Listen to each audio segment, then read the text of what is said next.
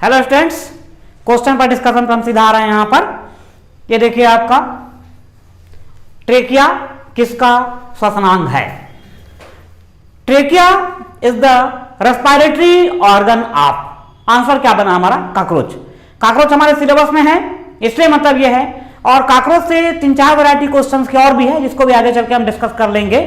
जैसे कॉकरोच में क्या होता है, 13 चेंबर हार्ट पाया जाता है, मतलब इसके हृदय में 13 चेंबर पाए जाते हैं। इसके अलावा अभी मैं आपको बताऊंगा कि इसका जो हृदय होता है, इसका हृदय क्या होता है? न्यूरोजेनिक होता है। हम लोग का जो हार्ट है वो मायोजेनिक होता है, लेकिन कॉकरोच का जो हार्ट होता है वो क्या होता है? न्यूरोजेनिक होता है। जब हार्ट वाला क्वेश्चन को मैं सॉल्व कराऊंगा वहां पे कॉकरोच आपको फिर से दिखाई देगा।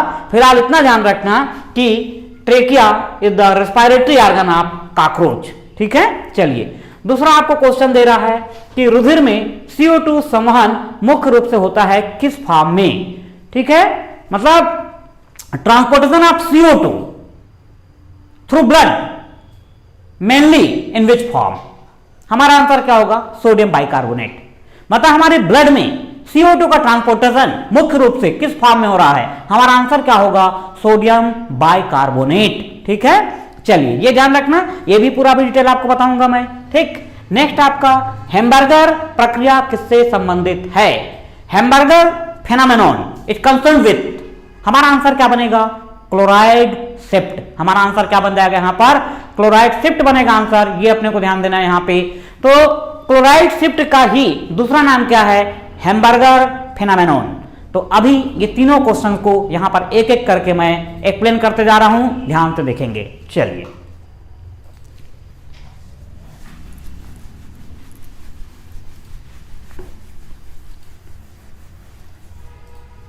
कॉकरोच वेरी स्पेशल आपको ध्यान रखना है। कॉकरोच मान लेते हैं अपन, ये सिंपल एक समझते हैं, ये मान लेते हैं हमारे पास एक कॉकरोच की बॉडी है। ये क्या हो गई? हमारी कॉकरोच की बॉडी हो गई। और इसका जो रेस्पिरेटरी ऑर्गन होता है, रेस्पिरेटरी ऑर्गन ऐसा है कि ट्यूब लाइक स्ट्रक्चर होता है। इस ट्यूब लाइक स्ट्रक्चर को हम बोलते हैं ट्रेकिया। और इस ट्रेकिया की ओपनिंग बाहर की तरफ होती है। तो ये जो बाहर की तरफ ट्रेकिया की ओपनिंग हो रही है, इस पोर को हम बोलते हैं स्पाइरिकल्स। ये जो ट्यूब लाइक स्ट्रक्चर है ये क्या है आपका? ट्रेकिया। ये क्या हो गया आपका? ट्रेकिया हो गया। और इसकी जो ओपनिंग है, ये ओपनिंग कहलाते हैं क्या? यहां पर ध्यान रखना है आपको, ये स्पाइरिकल्स। इसको अपन क्या बोलते हैं? स्पाइरिकल्स कहा जाता है। ये आपको ध्यान रखना है, बहुत ज्यादा इसमें कुछ करने की जरूरत नहीं है। मोस्टली क्वेश्चन यही रहता है कि trachea is the respiratory organ in cockroach. ठीक, चलिए इसके बाद यहां से हम बढ़ जाते हैं आगे। कॉकरोच के बारे में और बहुत कुछ डिटेल आगे चल के हम लोग पढ़ेंगे। अभी हम यहां पर देख रहे हैं आपका CO2 transported through blood mainly in which form? तो अपने को आंसर क्या देना है? Sodium bicarbonate. और एक क्वेश्चन हमारा और क्या है यहां पर ध्यान देना है अपने को कि Hamburger phenomenon is also known as chloride shift. ये पूरा कॉन्सेप्ट मैं आपको एक साथ एक्सप्लेन कर देता हूं। ये हमारे टॉपिक में या जो हमारा सिलेबस है उसमें एक टॉपिक है transportation of O2 and CO2। उसी टॉपिक को मैं यहां पर एक्सप्लेन कर रहा हूं, बहुत ध्यान से देखेंगे आप। दोनों क्वेश्चन का आंसर आपको इसी में मिल जाएगा। ठीक, तो अब यहां पर हम समझते हैं कि transportation of CO2 through blood in 3 different form. ये देखिए, पहला आपने को ध्यान रखना है, about 10% CO2 transported in form of carbonic acid. CO2 की लगभग 10% मात्रा कार्बोनिक एसिड के फॉर्म में ट्रांसपोर्ट होती है। About 20% CO2 is transported in form of carb amino compound. Carb amino compound. About 20% CO2 is transported in form of carb amino compound. और third number पे आपको मिलेगा about 70% CO2 is transported in form of sodium bicarbonate. ठीक है, ये आपका sodium bicarbonate के रूप में इसका ट्रांसपोर्टेशन होगा। ये ट्रांसपोर्टेशन किस तरीके होता है ये आपको बहुत सिंपल वे में समझिए। ये भी रेस्पिरेशन का ही टॉपिक है। मतलब एक 2018 का जो मेंस एग्जाम फॉरेस्ट सर्विस का मैं देख रहा हूं, उसमें आपका ऑलमोस्ट क्वेश्चन रेस्पिरेशन फोटोसिंथेसिस का ही दिखाई दे रहा है। ठीक है, अब हम समझते हैं O2 CO2 transportation.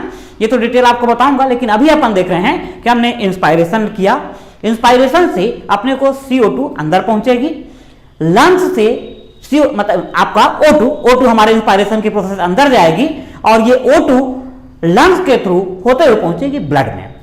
O2 blood में हीमोग्लोबिन के साथ कंबाइन होके फॉर्म करेगी ऑक्सी हीमोग्लोबिन। क्या बनाएगी ये? ऑक्सी हीमोग्लोबिन का फॉर्मेशन करेगी और ऑक्सी हीमोग्लोबिन के फॉर्म में O2 पहुंचेगी सेल्स में।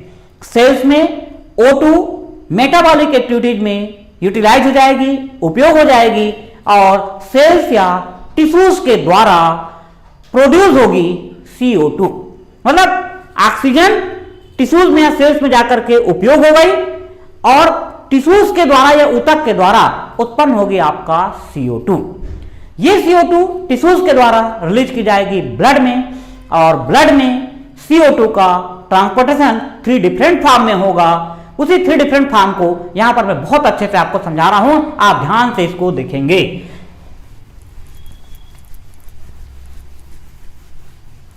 ये देखिए, सबसे पहले हम समझ जाते हैं ब्लड के बारे में आपको डिटेल में पूरा बताऊंगा ही, आगे चल के क्लियर होगा। ये हमारे पास जैसे ब्लड है, आपको मालूम है ब्लड में हमारे पास 2 पार्ट होता है। एक पार्ट को अपन क्या बोलते हैं? ये ब्लड प्लाज्मा। ब्लड का जो लिक्विड वाला पार्ट है क्या कहलाएगा? ब्लड प्लाज्मा कहलाएगा। और ब्लड में इसके अलावा पाई जाती हैं blood कॉर्पल्स, RBC, WBC, blood platelets. हमको उससे मतलब नहीं, अभी हमको केवल यहां पर जानना है आरबीसी के बारे में जानना है। तो हमने दूसरा पॉइंट यहां पे क्या ले लिया आपका? ये आरबीसी, रेड ब्लड कॉर्पल्स की हम बात कर रहे हैं।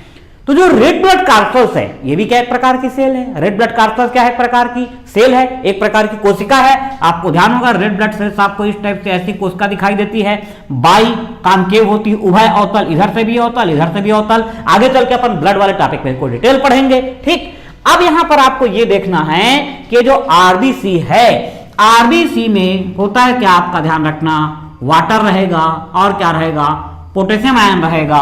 ठीक है, इसके अलावा एक स्पेसिफिक एंजाइम पाया जाता है, उस एंजाइम को हम बोलते हैं यहां पर कार्बोनिक एनहाइड्रेज। ये एंजाइम यहां पर पाया जाएगा। आपको ये ध्यान रखना है, ये जो एंजाइम है most active enzyme of the world, मतलब जितने भी प्रकार के ऑर्गेनिज्म हैं उनमें सर्वाधिक क्रियाशील एंजाइम कौन सा है? तो सर्वाधिक क्रियाशील एंजाइम कौन सा आपको ध्यान रखना है यहाँ पे? कार्बोनिक एनहाइड्रेज के नाम से इसको अपन जानते हैं। तो ये पाया जाता है कहां पर? आपका आरबीसी में पाया जाता है। ये अपने को ध्यान रखना है। मतलब जो आरबीसी है, आरबीसी के अंदर में हमको और भी बहुत सारी चीजें हैं, लेकिन अभी हमको समझने के लिए 3 चीजों की यहाँ पे जरूरत पड़ेगी। ये ब्लड प्लाज्मा है, ब्लड प्लाज्मा में भी आपका रहेगा, ध्यान रखना आपका, इसमें रहेगा आपका सोडियम क्लोराइड और साथ में क्या रहेगा आपका? ये वाटर। तो ये पूरा जो है ये हमारा क्या हो गया? ब्लड हो गया। क्या हो गया हमारे पास? ये ब्लड हो गया।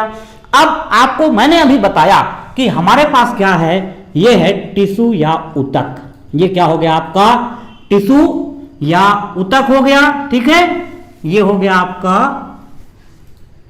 ये टिश्यू या ऊतक हो गया। तो हमने अभी आपको क्लियर किया कि ये टिश्यू क्या करेगा? O2 को इस्तेमाल कर लेगा और प्रोड्यूस करेगा क्या चीज? आपका CO2 को प्रोड्यूस किया। टिश्यू में क्या हो गया? जो ऑक्सीजन है उपयोग हो जाएगी और टिश्यूज के द्वारा उत्पन्न की जाएगी क्या? आपका CO2 को उत्पन्न किया जाएगा।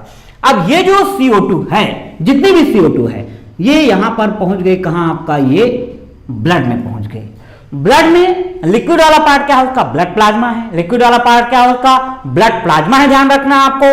तो ये जो CO2 है ये पहुंच गई कहां पर? आपका जितनी भी CO2 थी इनको हम मान रहे हैं यहां पे 100% जो CO2 है ये पहुंच गई आपका, समझ जाइए, ब्लड प्लाज्मा में पहुंच गई। अब जो 100% CO2 है इसका जो 10% पार्ट है, ये 10% ब्लड प्लाज्मा में हम ले लेते हैं और बाकी जो 90% पार्ट रहेगा उसको हम इधर ट्रांसफर कर देते हैं। किधर? आपका ये इधर की तरफ हमने इसको ट्रांसफर कर दिया। ठीक है, आरबीसी की तरफ इसको हमने भेज दिया। अभी जो 10% CO2 है, ये 10% CO2 यहां पर क्या करेगी? ये मिल जाएगी किसके साथ? यहां पर H2O के साथ। किसके साथ मिल गई आपका ये जो H2O है, जो वाटर है, इसके साथ ये मिल गई। इसके साथ मिलकर इसने क्या बना दिया, यहां पर ध्यान रखना है आपको, इसने बना दिया क्या यहां पर आपका ये H2CO3। क्या बन गया यहां पर ये H2CO3। तो H2CO3 क्या यहां पर आपको ध्यान रखना है, ये है कार्बोनिक एसिड। ये क्या है आपका कार्बोनिक एसिड। अभी जो मैंने आपको क्लियर किया, about 10% amount of CO2 is transported in form of carbonic acid. तो ये आपको दिखाई दे रहा है यहां पे कार्बोनिक एसिड, मतलब CO2 की 10% मात्रा है, इसका परिवहन कार्बोनिक एसिड के रूप में होगा। ये अपने को ध्यान रखना है, ठीक है। अब यहां से मैं बढ़ रहा हूं फिर आगे। अब इधर की स्टोरी हमारी क्लियर हो गई। अब ये जो 90% CO2 इसके बारे में अपन समझते हैं कि इसका ट्रांसपोर्टेशन किस तरीके से होगा। तो ये जो CO2 है, इसको हम क्या कर लेते हैं, फिर यहां पे दो पार्ट में डिवाइड कर लेते हैं। ये दो पार्ट, एक पार्ट का हमने क्या ले लिया 20% CO2 और दूसरा अपन क्या ले लेते हैं ये 70% CO2, ठीक। ये जो 20% CO2 है, ये क्या करेगी आपका NH2 ऑफ हीमोग्लोबिन। ध्यान देना, हीमोग्लोबिन क्या है, प्रोटीन है। हीमोग्लोबिन क्या है, प्रोटीन है आयरन में। और प्रोटीन में वन एंड पे होता है कार्बोक्सिल ग्रुप COOH और वन एंड पे होता है आपका एमिन ग्रुप, ये NH2। मतलब ये हीमोग्लोबिन प्रोटीन है। इसका जो एमिन ग्रुप है, इस एमिन ग्रुप के साथ ये 20% CO2 मिल करके ये प्रोड्यूस करेगी क्या आपका कार्बेमिनो कंपाउंड। क्या बना देगी यहां पर ये इसको कार्ब एमिनो कंपाउंड का फॉर्मेशन होगा यहां पर, ठीक है। मतलब जो 20% आपका CO2 है वो हीमोग्लोबिन के एमिन ग्रुप से कंबाइंड होके फॉर्म कर रही है यहां पे कार्ब एमिनो कंपाउंड। तो ये दूसरा पॉइंट हुआ हमारा। मैंने आपको बताया कि CO2 transported through blood in 3 different form. About 10% CO2 in blood plasma transported in form of carbonic acid, about 20% CO2 transported in form of carbamino compound। तो दो पॉइंट हमारा क्लियर हो गया। अब अपन थर्ड पॉइंट को समझते हैं। थर्ड पॉइंट में क्या है, ये जो 70% CO2 है, ये 70% CO2 ये क्या करेगी, ये वाटर के साथ यहां पर रिएक्शन करेगी और वाटर के साथ रिएक्शन करके ये बनाएगी क्या, यहां पर ध्यान रखना है आपको H2CO3 कार्बोनिक एसिड। क्या बन गया यहां पर ध्यान देना, कार्बोनिक एसिड बन गया।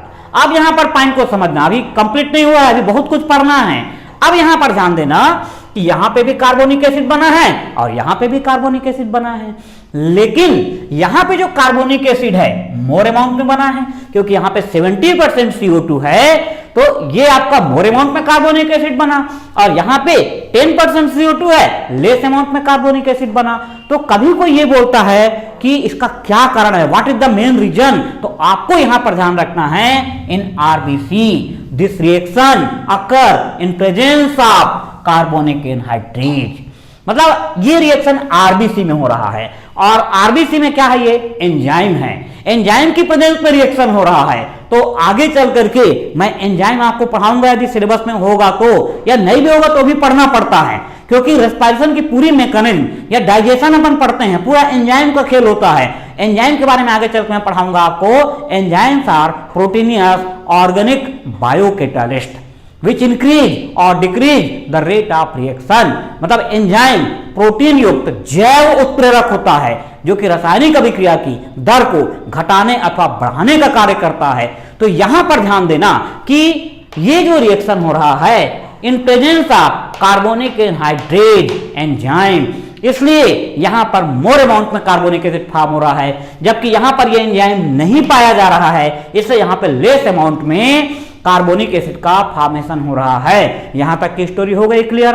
अब यहां पर हम क्या करते हैं, ये जो H2CO3 फॉर्म हुआ है, ये आगे चल के क्या हो जाएगा, दो पार्ट में ये डिवाइड हो जाएगा। समझना है आपको, ये हो गया हाइड्रोजन आयन और ये ब्रेक डाउन हो गया किसमें, यहां पर आपका ये HCO3, ये आपका H+ हो गया और ये क्या हो गया आपका निगेटिव हो गया। यहां तक की स्टोरी हो गई क्लियर। अब आपको ध्यान देना है, ये जो पोटेशियम है इस पोटेशियम के साथ ये रिएक्शन कर लेगा। ये किसके साथ रिएक्शन कर लेगा, यहां पर ध्यान रखना है आपको, इस पोटेशियम के साथ ये रिएक्शन कर लेगा। ठीक है, पहले ये इसमें टूट गया, अब ये रिएक्शन कर रहा है किसके साथ, यहाँ पे पोटेशियम के साथ रिएक्शन किया, और पोटेशियम के साथ मिलके क्या बन गया यहां पर आपका ये KHCO3, ये बन गया आपका पोटेशियम बाइकार्बोनेट। क्या बन गया आपका यहां पर ये पोटेशियम बाइकार्बोनेट बन गया।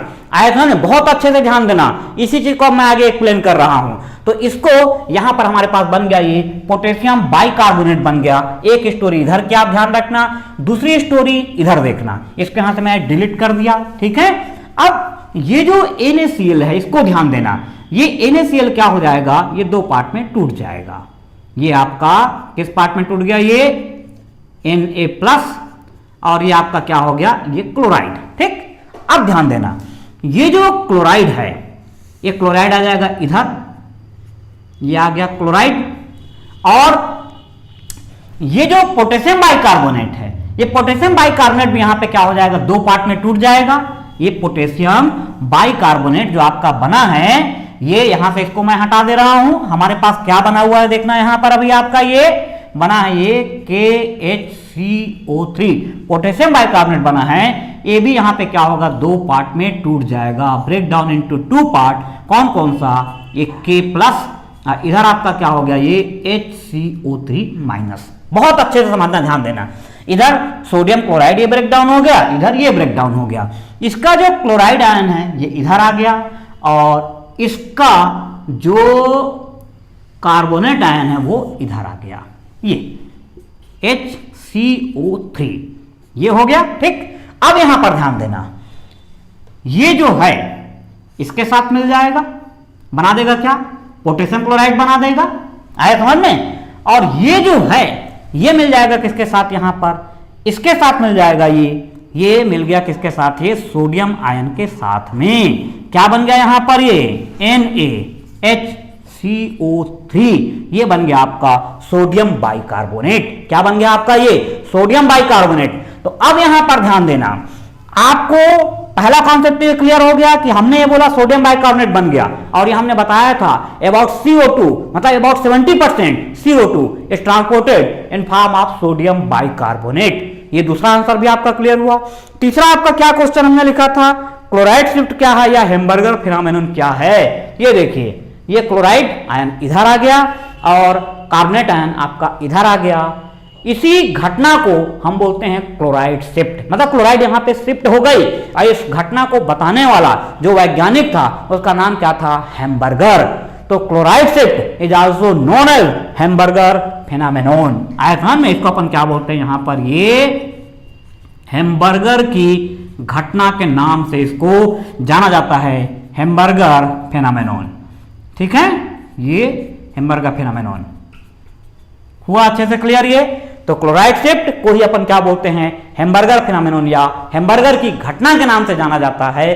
तो इस तरीके से होता है पूरा कॉन्सेप्ट। मतलब जब तक आपके पास कॉन्सेप्ट पूरा क्लियर नहीं होगा, आप मेरिट लिस्ट में एक अच्छी पोजीशन की उम्मीद नहीं कर सकते हैं। तो प्रॉपरली सारे क्वेश्चन को अच्छे तरीके से देखिए, और आपका भी कोई डाउट ऐसा आता है तो उस डाउट को भी हमारे पास आप सेंड कर सकते हैं। जो भी हमारा एंड्रॉयड ऐप है या फेसबुक के माध्यम से या यूट्यूब के माध्यम से आप अपने डाउट्स को भेज सकते हैं। तो उस तरीके से हम आपको एक्सप्लेन कर देंगे बहुत ही सिंपल वे में। तो आपको एग्जाम की जो तैयारी कर रहे हैं आपके लिए काफी पॉजिटिव होगा। मिलते हैं नेक्स्ट